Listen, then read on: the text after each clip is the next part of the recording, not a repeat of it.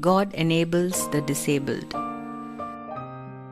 Jesus answered, "His blindness has nothing to do with his sins or his parents' sins. He is blind so that God's power might be seen at work in him." John chapter 9 and verse 3. Jesus and his disciples encountered a man who was blind from birth. The question that first popped up from Jesus' disciples was, "Teacher, whose sin caused him to be born blind? Was it his own or his parents' sin?" John chapter 9 and verse 2. This question is a strange one for two reasons. Firstly, the reality of the matter is, none of us is without sin, as Paul says in Romans chapter 3 and verse 23, "For all have sinned and fall short of the glory of God." And secondly, there is no way a person could sin before being born. However, Jesus categorically declared to his disciples that their premise was faulty. He then explained to them that the man's blindness would glorify God and his power would be demonstrated in a dynamic way. Jesus did an unexpected miracle and restored sight to the blind man. In a country like India, we have a staggering 2.68 crore or 26.8 million persons with some form of disability, the census of 2011. Not sure how many of us encounter them, children or adults, in our day-to-day lives.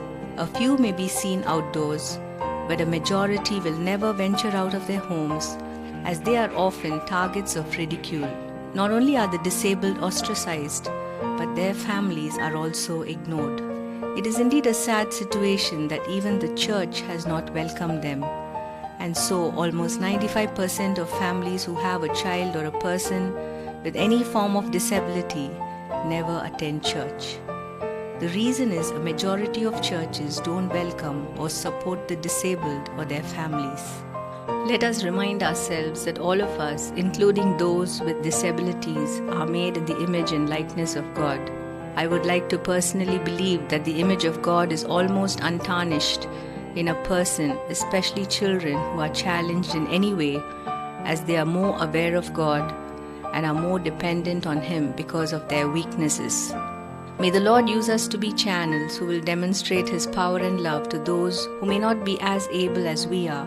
And let us teach our children to be kind and loving to those who are challenged and struggling. When God called Moses to lead the people of Israel out of Egypt, Moses made many excuses to refuse the call. He specifically told the Lord that he was not eloquent and could not speak well. The Lord said to him, "Who gives man his mouth? Who made him deaf or dumb? Who gives him sight or makes him blind? It is I, the Lord." Exodus chapter 4 and verse 11. In 1 Corinthians chapter 1 verses 27 to 28, Paul says it this way, "Instead, God chose things the world considers foolish in order to shame those who think they are wise. And He chose the things that are powerless to shame those who are powerful. God chose things despised by the world, things counted nothing at all, and used them to bring to nothing what the world considers important." Let's do all we can to connect with and love families and persons who are challenged in any way.